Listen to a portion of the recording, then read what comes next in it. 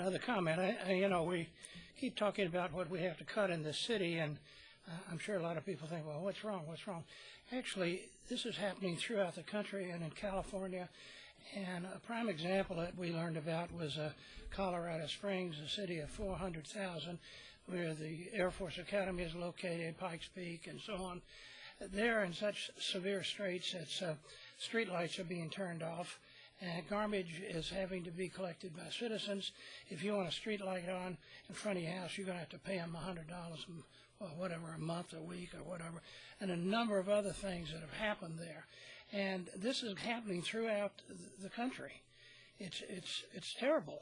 Now, we keep hearing about the economy is looking like it's getting better, but it's a huge, huge lag period before municipalities get revenue up. Sales tax aren't going.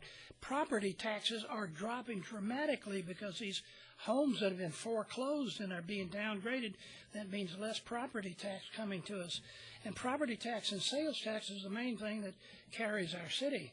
So we're looking for a prolonged period of having severe curtailment in our revenues.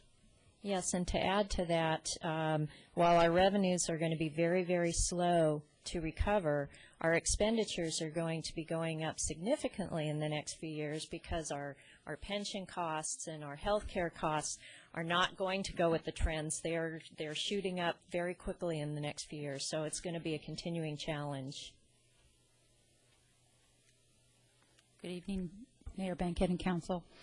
I just had a question, kind of reconciling some of the reports about what's expected tax increment, whether the tax increment in the redevelopment areas are intended to increase, remain stable, or decrease.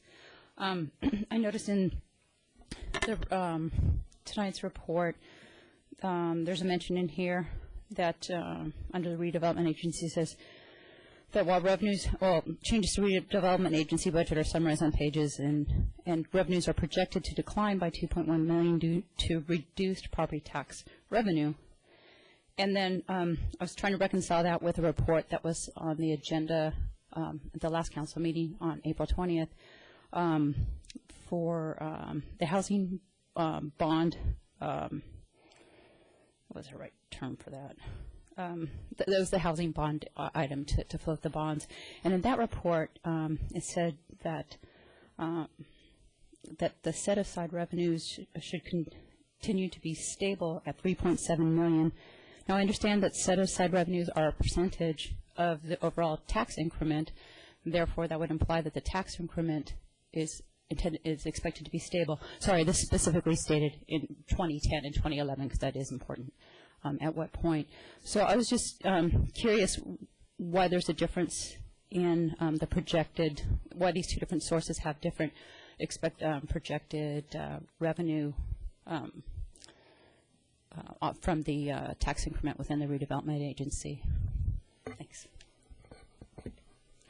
Would not the tax increment decrease as property evaluations decrease? And property evaluations are just starting to come on now as appraisals by the county appraiser, et cetera, are hitting us. So we will have these appraisals of property decrease, therefore we will have less money coming in the future.